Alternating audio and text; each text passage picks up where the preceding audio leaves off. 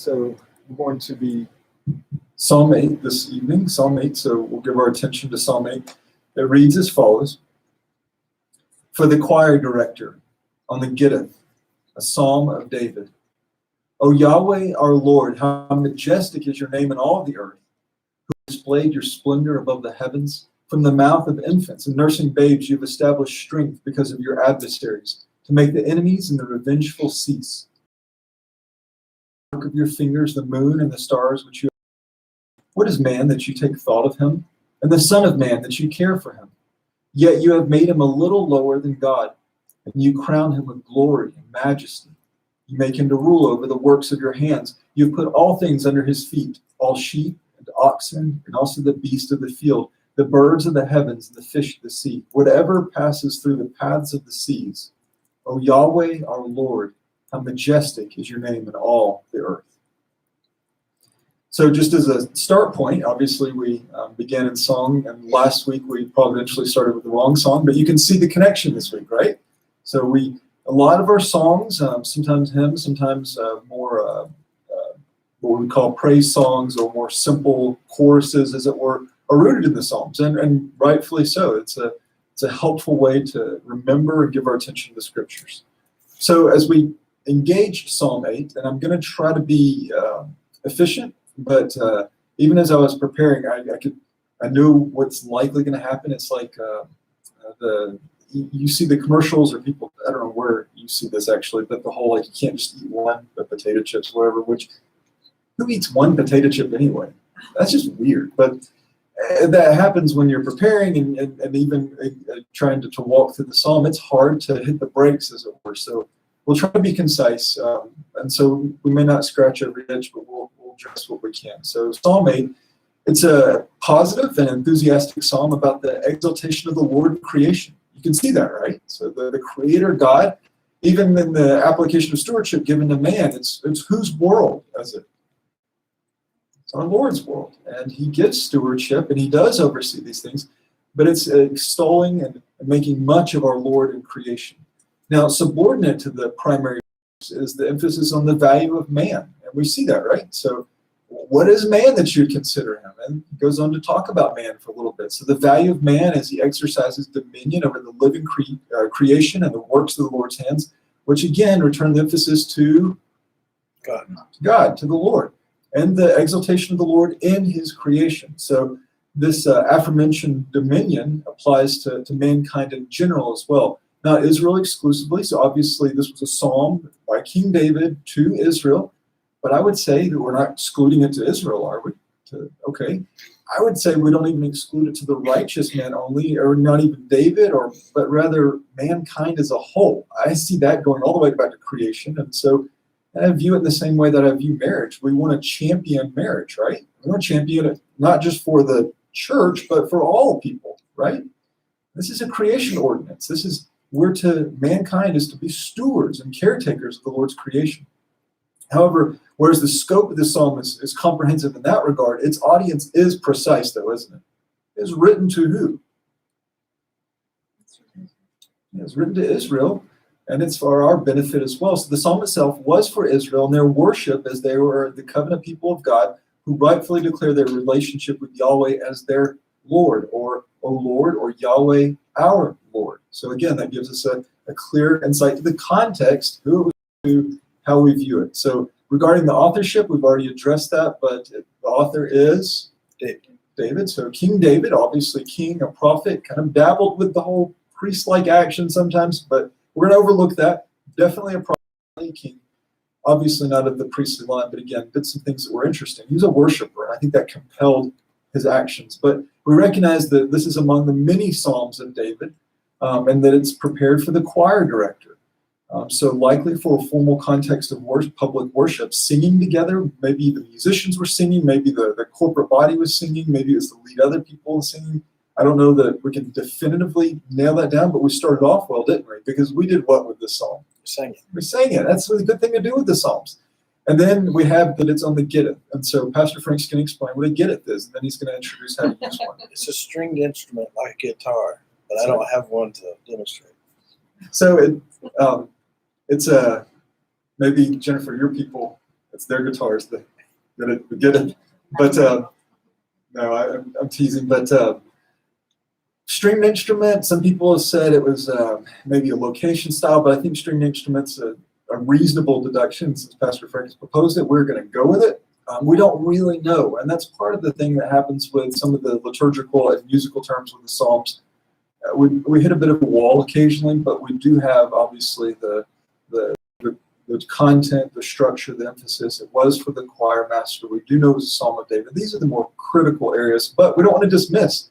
Maybe one day archaeology will vindicate Pastor Frank or someone else, and we'll find out, oh, that's exactly what it was like, and this is even how you play it. But in that regard, stringed instruments, that sounds kind of like, not just in the like a funny way of saying it, but it does sound like a guitar. We have, you have guitars and pianos or hammering stringed instruments. These things have been around for worship for quite some time, so there's excellent precedent for these things. Now, by way of structure, so we have first the authorship and context, that's in the heading, and I'll provide for you kind of, I missed something there, I'm sorry. I'm trying out something new with my notes, and so I apologize. I'm going to be hopefully improving before Sunday, and I won't be doing what I'm doing right now. There we go. I appreciate y'all being patient, or maybe you're just, there you go. Thank you. So in terms of authorship and context, first we have the heading, and obviously that's introduced us to the liturgical context, the author. Then, again, this is my breakdown. I'm going to give you another one, which I think is probably better in terms of structure proper, but this is a good way to work through it. So we have the opening praise and opening bracket of Psalm 8, verse 1. Then the continuation of the opening praise. There's an element that's not continued in the second part of the bracket. And then the humble praise silencing proposition. That's really kind of a hard part of the psalm, but quickly resolved. God's handiwork of creation, and this promotes a high view of God, and we should view God as creator, and that should provoke how we think about him and our world and our response. Then we have the value of man. In verses 4 through 8, the value of man, small in comparison. The value of man, esteemed by God, in verse 5, and then the value of man, steward over the natural creation, verses 6 through 8. And the closing closing bracket of the psalm, verse 9, which again, you have that bracket of the first verse and the ninth verse duplicating themselves. Now, I'd also like to provide you David Dorsey's outline too. So David Dorsey's maybe a name you're familiar with now. Pastor Matt really enjoys using him. He's found him uniquely helpful in his understanding of Hebrew literature and patterns, a lot of chiasms. So he makes that really clear in terms of how he works through things. So David Dorsey sees Psalms 8 as a four-part symmetry, and he breaks it down with an A-B-B-A pattern. So A, refrain. O Yahweh our Lord, how majestic is your name in all the earth. Then B, question. In light of Yahweh's glory and his creation of the heavens and the years, of what value is humankind to Yahweh? B, answer. Humankind is valuable because Yahweh has given them glory and has put them in charge of the works of your hands. And then A again, refrain, O Yahweh, our Lord, how majestic is your name in all the earth. So again, more of a formal structuring, and hopefully maybe you can see some of the patterns that are developed. This is Hebrew poetry, and so you can expect to see structure, and occasionally sometimes it's narrowing to a central point of focus. Sometimes it's just giving a nice structure as a song and truth are developed. So David begins, as we mentioned, O Yahweh our Lord, how majestic is your name in all the earth.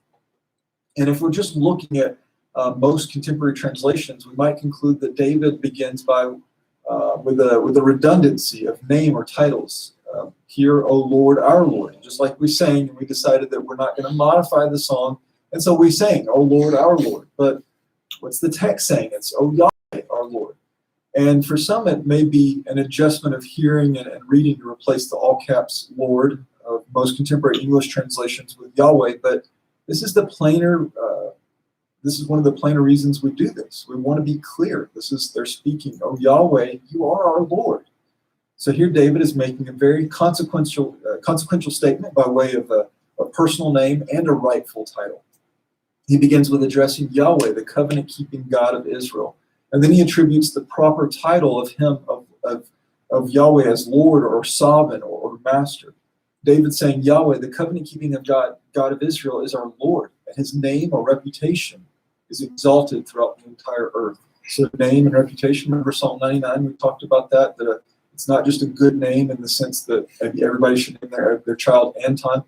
There's more to it than just a good name, but also what's behind that name. And such is the case here. Oh Lord, how exalted is your name. It's the reflection of his person, his character, his works. So again, he addresses Yahweh by name, the covenant-keeping God of Israel, and he's esteeming him as Lord, Sovereign, and Master, and saying, how exalted is your reputation, how exalted is your name throughout the earth. And David's both acknowledging and affirming this wonderful truth. Now, regarding this use of Lord or Sovereign, note that we've said the author is David, and he's the king of Israel, right? So he's the one that would have functionally been Israel's chief or Lord in a natural capacity.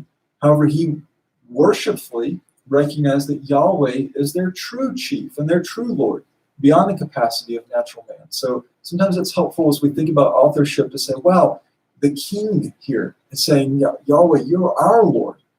And that's true. That's always true. And it's true in a worshipful context to affirm that. So Yahweh's lordship is in every way superior as he's the creator God. He's not just the one that was anointed or set apart or that was great in battle. He's Lord because he's also creator. He's the creator God. And what is man that Yahweh is mindful of him or cares for him? Note also the breadth of exaltation seen here as the Lord's majesty is affirmed to be in all the earth and his glory is above the heavens. So is there any untouched element of the creation that's not compelled to give its creator his due magnificence and glory? And David kind of captures everything, doesn't he? Saying that the entirety of creation, the earth and the heavens, all such things. And affirming the breadth of exaltation here as the Lord's majesty is affirmed to be in all the earth and his glory is above the heavens. So there's not an untouched element of the creation that's not compelled to testify to the Creator's magnificence and great glory. And finally, regarding this opening verse that repeats itself, again, we see that it's duplicated in verse 9. David closes in the same way that he opened here. It's a framing of the psalm. So really we should think about, as we're working through the body of it, that he's got a view to the exaltation of Yahweh, who's the Lord, whose name is made much of throughout creation. So he's going to open and close with that. And I would say that's a driving emphasis as we examine the body of it as well. Now, verse 2, this next portion of the verse, or the next portion of the psalm, I mentioned already, I think it's a little bit of the more challenging part. Any ideas as to why, or what maybe your thoughts as maybe a casual reading, you're like, not a problem. That's a piece of cake. It's very straightforward. Kathleen. It says your name, and then he says, who has. Changing the persons definitely catches our attention. We're running into that in some of 2 Peter this week and have to figure that out. There's some other things too, just in terms of flow even.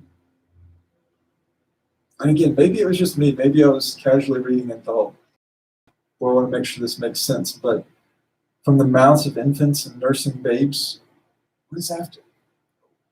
And who's being rebuked? All of a sudden, an enemy's being introduced? What's happening here? So I got more help. I couldn't figure out the getteth. I couldn't figure out this part. I was trying to discern why, what's the testimony that infants and nursing babes can provide that would silence enemies? And who are these enemies? And why do they fit in here? This is a very worshipful psalm about the Lord of creation who he's mindful of man, who is made steward of his creation, and we're going to exalt the Lord of creation. So where does that fit? So I consulted a number of folks. One of them, I've perennially messed up their name, and I do apologize in absentia to them, but Kyle and Delitzsch.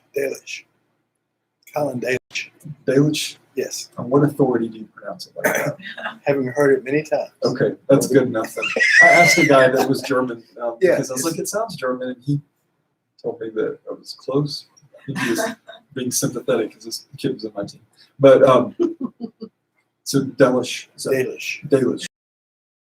So K and D, along with Derek Kidner, they helped me work through this conclusion. And sometimes that's part of our study is that we'll do the work. And I would press you, do the work. Go as far as you can, but you may get to a point where, you know what, I do need some more help, but don't run to help before you've done the work. So again, some commentators provided some help in terms of why this, the conclusion that the praise of God is extending from the macro to the micro. So from the sweep of creation all the way down to children and infants and babies. How does that work? That sweep there, and why? And who's being silenced here? And by what means will they be silenced? By children who actively glorify their majestic God. These are things I was trying to figure out. So K and D, and again, I'm just going to mess it up, so I'm mindful, I'm going to practice now that you've helped me. K and D go on to state that the Lord's glory extends from the heavens even down to these humble children. Quote, all over the earth, despite its distance from the heavens above, Yahweh's name is glorious. For even children, yea, even sucklings, glorify. And in fact, not mutely and passively by their mere existence, but by their mouth. So again, okay, so all the way from the majesty of the sweep of creation, all the way down to children and the simplicity of their ability of speech. But why? Still working through that. Arnold Rhodes further helped round out things for me and stated, well, it's not a central focus, but an element that naturally presents itself. It's that the Lord is making much of his name with little in addition to the grand. So he's making much of his name in the grand and in the small, and both in their proper place. So while David will soon make reference to the magnificence of the inexhaustible wonders of creation, he first establishes that praise will be attributed from one who's at best only begun to speak. And so he's given a big picture, and now he's given a very micro, all the way down to the mouth of babes, and then all the way back to the sweep of creation. And then he goes on to state, God has chosen the weak things of the world, such as the praise of children, to confound the mighty. And then he references 1 Corinthians 1:27. I think that's probably the most helpful. So I can get my hands around the macro down to the micro, but the why, well, again, it comes down to the Lord using all the way to the simplistic utterances of infants and babies, and how does that work, and how does that impact our theology of worship and children. We're going to have to shelve that one. But it tells us that even the enemies are silenced, not just by the glory of the great, but by the humility of the small as well. But because Yahweh will be exalted, he will be praised. Does that help a little bit? Again, it was a little bit of I had to work through it, and maybe that's not fully satisfying, but I'm going to hide you. Now, beginning with verse 3 through 8, the theme of the Creator prevails, demonstrating itself through the works of God's hand to his entrusting his creation to the care of men. So the focus will now be on God's handiwork in creation and man's relationship to him in the context of creation. And just a bonus observation, any idea when or where David may have been crafting or penning this psalm? Maybe at least the point of inspiration, just looking at the language here, the gazing into the night, the heavens, the moons, the stars. He was a shepherd. Yeah, so he's probably outside, and probably at what time? Nighttime. Yeah, there's no reference to the sun. There's no reference to daylight-like things. I thought in the spirit of this, you know what? Let's do this outside tonight. But, we've done our battle with the cicadas, and we've challenged the elements, and then we're so close to a highway. I thought it would divert our attention. But I do think okay, I'm sorry. Say we should do a bonfire later when it gets cold. Yes. Yeah. Oh, it will get cold. Yeah, the cold is so And the such a fire sad will keep it experience. warm. But just again, doing a little bit of a pause here, he's talking about creation. He's extolling the Lord of creation. He's gone from the big picture, and now he's going to drill down. He started off with the micro, with infants and babies and whatnot. Now he's kind of framing it with a view in the night, giving praise to the Creator God as he's going to continue to unpack. How might that impact you in terms of your engagement with creation? I mean, this is a day and night experience, isn't it? You should be able to go out and say, wow, let's exalt Yahweh, exalt the Creator in this context, and the range of the expressions of the Lord's creation. So, again, just a bonus observation, not necessarily directly tied to it, but again, it's part of our observation of the text. Also, as David establishes, it must be emphasized that these celestial elements of creation are not just calling out in praise to God, but that they're God's possessions as well as his mighty works. It's not just, wow, they're doing this. They're doing this in subordination to he who created them and is Lord of them. They are his heavens, right? It's not just, isn't that neat? The heavens are praising God. These are Yahweh's heavens. They're the work of his fingers, and he set them in place. Again, little details, but you see the value of that in terms of how we understand our creation or the creation. And I would argue this is among the many offenses of evolutionary theory, is it fosters really stolen valor, doesn't it? What do I mean by stolen valor? Not giving praise to the one that's due. And not giving praise to the one that's due, and even taking it for yourself. So I think the most consistent expression of this would be those who are in military service, and you'll have some people that would claim they were maybe in a combat situation or even wounded when maybe they did serve, but maybe more of a logistical or backline context. Now, is that commendable? Yeah, that's a commendable work. The machine needs all its pieces. But to say, well, I was right there and I did this, and I was in this conflict, and I wasn't even injured. What are you doing? You're stealing the valor and the unique honor that was due to the one that really was in that position.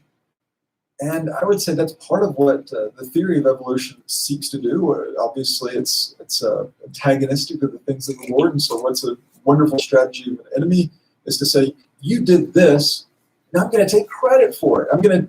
You're worthy of worship, and your people are directed to worship you in view of your majesty in creating and your reflection in creation and the stewarding of creation and the glory of your sustained creation. So we'll just come up with something to completely steal any beauty in that, right? So you can see the antithesis to worship that it produces. And I'd say that's grossly offensive, but how can we compare anything with God speaking, the amazing complexities and grandeur of creation and existence? And for that matter, to be claimed by another, that's perplexing. He literally spoke and created, made all things good. So for something else to try to take that and to say, well, it didn't really happen that way, it was just the eternal space dust collided with itself. And, well, that gives you life, and that gives you meaning and morals and direction. I wonder why people are not only worshipers, but they're very confused people in general. They don't have a basis for their morality or conduct and otherwise. Versus a high view of God as the creator does all of that, doesn't it? It demands morality, it demands clarity, it demands even that you recognize your place, which should be as a worshiper. And so it frames things for us. So recognizing the creator God, it provokes us to worship to the one true creator. And again, I want to stay on track. So let's get back to David. He's made some magnificent statements about God, and they've pressed him to a question. So a little bit of a sidebar there with stolen valor, but we need to get back. So David's extol the Lord as the creator God. You've done these things. They're your works. And now David poses a question in view of that. So he's developed this big, high view of God, and it's pressed him to a question. It's a reasonable question, isn't it?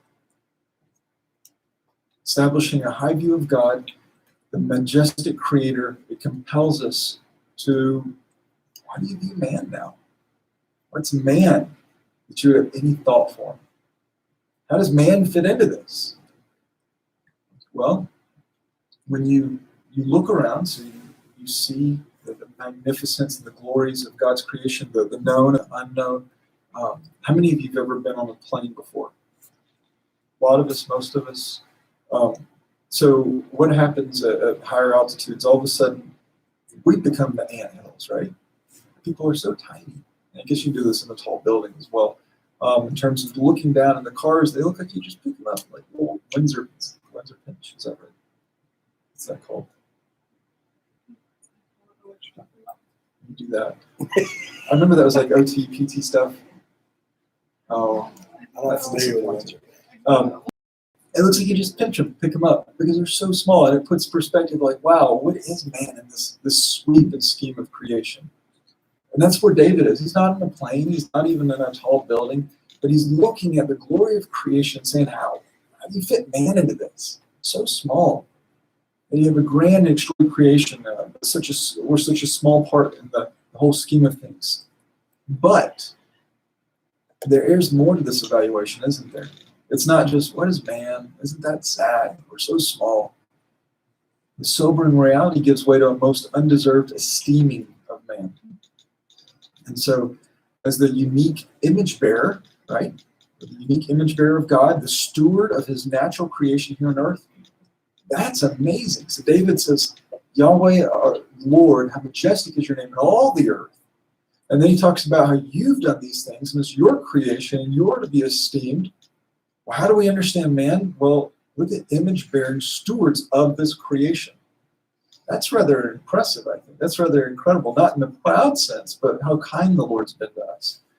And you have to be brought properly low or properly put in perspective to appreciate that. Because again, if you have a high view of man, you're like, well, yeah, I am special.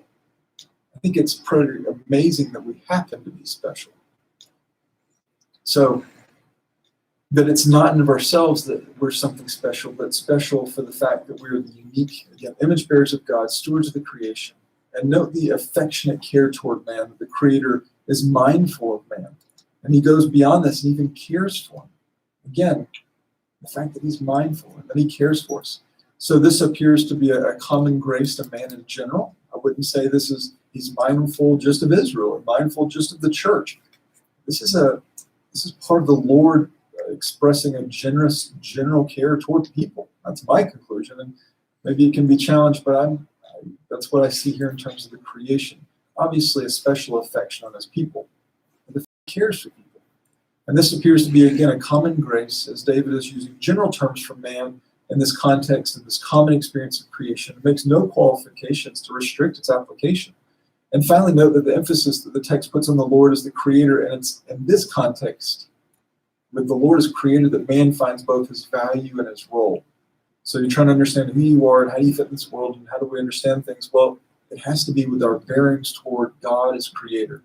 It's in this context that one must respond properly with a big view, a large view, a right view of God, and from a right view of man, and ultimately a right view to the Son of Man, which is where Peter took us, right? He alluded to we referenced to Hebrews 2, where Hebrews 2 quotes Psalm 8, and we looked at it with the elevated, the majestic, beloved Son. I'd say right view of God gives you a right view of man, and ultimately a right view of the Son of Man, which is what the author of Hebrews drives us to. Now, working down to verse 5, we have a matter of wording that I want to be brief to address, because we do use the New American Standard Bible in terms of generally. I've been using the LSB for 2 Peter, but this is words that you're going to encounter either from your reading or your study, or just you're going to come across it. And so you have the term Elohim here. And Elohim, just Hebrew 101, is what? God. It's God. So Elohim would be God. And that's the term that's used here. You've been made a little lower than God. That's why the NASB made that choice. So the New American Standard Bible made that choice. Now, that being said, again, you've made him a little lower than God. However, most other translations have chosen to see this as angels or heavenly beings. And when I introduce stuff like that, it's not to create the war of translations, like, mine got better, or mine says this, and yours doesn't. Translation it's a lot of work, a lot of skill, a lot of theology goes into it. And sometimes you got to wrestle through what would be the best way to express this. So the ESV, you've made them a little lower than the heavenly beings. So kind of general, doesn't even say angels, heavenly beings. The Net Bible, and make him a little less than the heavenly beings. So similar decision. New King James, for you've made him a little lower than the angels. And then the Legacy Standard Bible, you've made them a little lower than the angels. Now, Arnold Rhodes, who I've already referenced to earlier, is among those who contend that Elohim here should be translated for God proper. So he would go with the NASB decision. And the text is communicating in a poetic way that man was created in the image of God, thereby stating that man, as a little lower than God, is not a formal or official status, but a poetic reference to this unique relationship to God. So he wants to see man in view of being an image bearer of God. So you've made him a little lower than God. I think there's reasonable grounds for that conclusion. Others have obviously argued it more exhaustively, but at this time I'm content to go with a little lower than the angels. Again, I can't get my Hebrew music instruments down, so take it for what it is. That's, yeah. Mine has a little note that the Septuagint has it as the angels. Then it's maybe solved. Well, but Yeah, I this- mean, that is kind of a Yeah, it is a understanding helpful, of it does impact, especially translation decisions. What really pushed me over the edge was Hebrews 2, verse 7, which I think I have it up there for you. Yeah. So, again, sometimes the New Testament will adapt the word some, and we can wrestle through that. Maybe, would you cover something like that, hermeneutics? Or is that just a whole other subject? So, in this case, is there a textual variant in the Hebrew, or is it strictly Elohim? I think it's just strictly Okay. To me, I mean, another strong argument is when you look at Hebrews 2, the writer of Hebrews is making the case that Christ is superior to angels. It's talked about in chapter 1 already, and it's actually in chapter 2, he's saying that Christ is superior to angels because he's a man and because the creation has been subjected to man, not to angels. So I like God, there's a translation, because I don't think man's been made lower than angels. I mean, there's cases where you can make that argument, certainly, but it's a fact, and that's what Hebrews 2 is talking about, is the fact that the creation has been subjected to man, not to angels, and that's why Christ, as a man, is superior to angels. So, did everybody follow, for starters? I didn't catch that. I'll repeat it in the microphone, you want me to? If you could, I don't want to So the efficiently express it. the I argument- apologize. I think the dehumidifiers making some As noise. you look at Hebrews 1 and 2, the author is making the case that Christ is superior to what has come before. So he's superior to angels in chapter 1. He's going to make an argument that he's superior to Moses later. But the argument that he uses in chapter 2 is that Christ is a man. Creation has been subjected to men and not to angels. Therefore, Christ is superior to angels. So to me, it makes more sense to leave it as God here, based on the way that you explained it. If you think about God and the rest of animate creation, man is right between. He's lower than God, but he's over everything else. And ultimately, he's going to rule with God over all creation. Doesn't Paul say in one place that we'll even judge angels? So I think God's better. I don't think you can make the argument. Well, I mean, I guess Hebrews 2:7 is just saying lower than the angels. It seems to me God makes more sense in light of all that. So that was so when I just mentioned that there's theology that impacts translation, and you see why. You have to figure out how does that term, in view of larger context. I'd say, especially it's such a pitiful case I have proposed now compared to what you just offered. But I was trying to brainstorm and wrestle through it. So I was thinking about angels having natural access to the presence of God, which man in our present condition doesn't. And also man in his present condition will die, and until his resurrection will not be what he will be. And so that's why I view it as a little lower until such a time, which time the identity in terms of the elevated status would change. Yes. Now, isn't Elohim plural? So It is that plural a here, reference yes. to the plurality of God. I mean, we're seeing here a little peek at what there are at least two. Yeah, and again, that goes back to, is it God proper, or is it angels? And we would only take it away from God problem because we would be struggling with the plurality here. Not necessarily, because it can be used in other ways. It's a tough call to make. Frank made a good case. I didn't, but a lot of translators, you see, they land differently here. But wherever we land, we have good grounds, safe grounds, and we see that there's a time in which man's position is as it is, and it will be different, and the Son of Man certainly will be elevated in his glory. So let's see, let's skip ahead or catch up. So man finds exceptional value, and the majestic Lord also does what? So a little lower than either than God as an image bearer, or a little lower than the angels for this time. Wherever we land, we find value in what? The Lord does postures a certain way toward man. He does what toward man? Crowns him with glory and majesty. Again, to me, that's quite exceptional. And I know I'm going a little bit long here, but I don't want to punt. So obviously, I don't know football, so when I borrow analogies like that, it's a terrible thing. But I understand when do you punt, because you didn't get where you need to go, so you just got to get rid of it.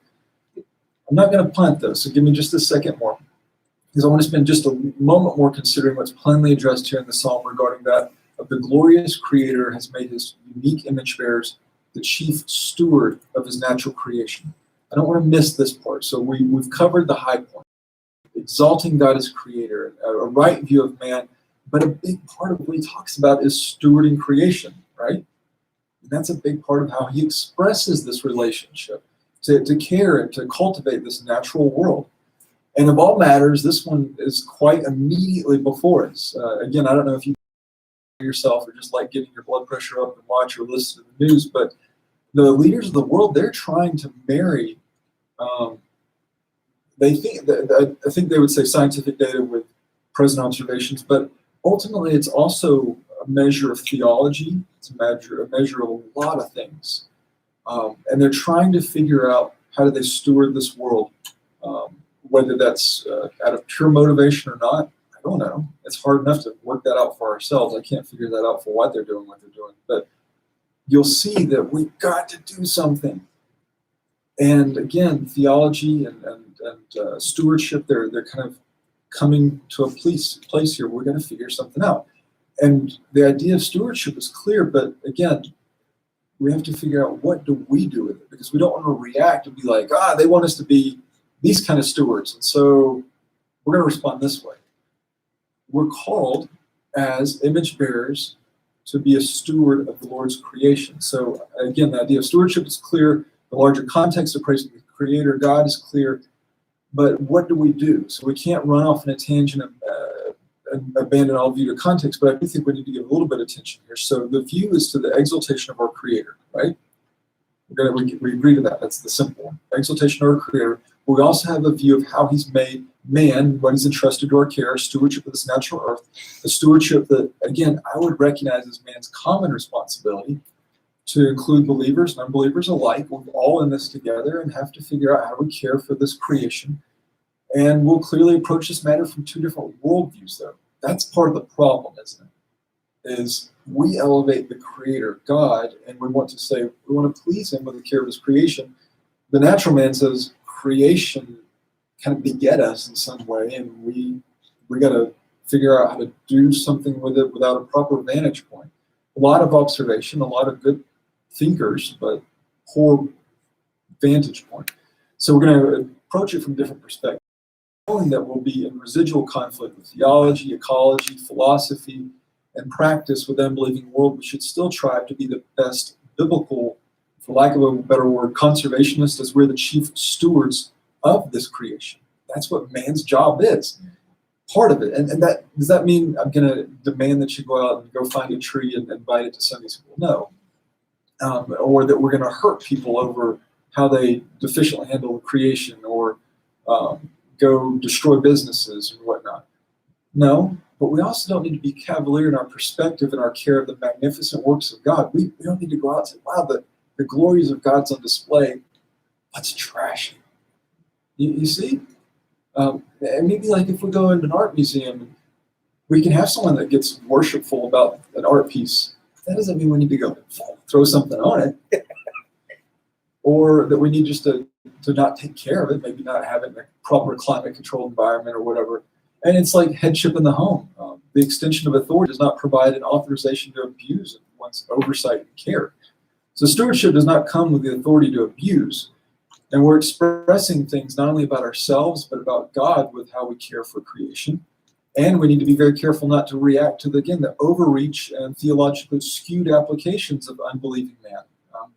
They're being consistent. They're unbelievers, and they love themselves, and but we don't have to overreact. So part of how David is calling us to worship and exalt Yahweh's great and glorious name is with a view to him as creator and sovereign of all things, to include his choice of giving man the stewarding care of the natural world. That's part of the psalm. I'm not trying to borrow awkward conversations. Those come quite naturally for me, but the fact is we're called to steward this creation. So man is the steward of the natural creation and its natural living elements. And while this list obviously is not exhaustive, it is fairly full though, isn't it? It talks about both heavenly things in the water, things in the land. It doesn't appear to be exhaustive, but it does demonstrate an exhaustiveness to it. So the all things sweeps and covers all land, air, and sea creatures. And as stated, this is not a license to abuse. Such a disposition is wicked and unrighteous. And I will, for that matter, leave maybe the final word on the first Proverbs I ever taught. I was at Grace Community Church in Awana with Matt, and we got assigned Proverbs, and for whatever reason, I got this one. A righteous man has regard for the life of the animal, but even the compassion of the wicked is cruel. And you think about that, and it's like, well, what is that expressing? How you engage animals, how you engage creation. The righteous man has regard for those things. We're not saying that, we're not calling a dog or a cat our child. They're not. They're not. They're not. Let's be clear, they're not. So, but at the same time, do we have grounds to abuse and mistreat them? You're not an image bearer. Just it doesn't make sense. Treat a dog like a dog and a cat like a cat, which it's a different whole overstandard there. But there's a stewarding of creation. And finally, we once more worshipfully affirm Yahweh's lordship with a view to the psalm beginning and ending in the exact same way, with the first sentence and proclamation being repeated at the end. O Lord, or O Yahweh, our Lord, how majestic is your name in all the earth. And this is more than repetition. It's a return to the due praise of God, and the ability to do so with a fuller capacity, with a greater understanding of what he's done and what he expects of us. So high level of Psalm 8, hopefully helpful, and if nothing else, you got a free translation lesson. So, and a tip on a Hebrew instrument. So any questions or thoughts? Okay, good. Yeah, good. So what's interesting to me, or just my mind was going to with the stewardship of creation, is that so much of secular naturalistic thinking is that man is bad. So like wherever there's a forest, whenever man touches that forest, it's automatically a bad thing. Versus seeing that man is a gardener, we're a gardener and we cultivate and you weed and you clear out, and you even see the effects of that in the West with the wildfires versus in Florida, where they've taken a much more active role of cleaning out the forests.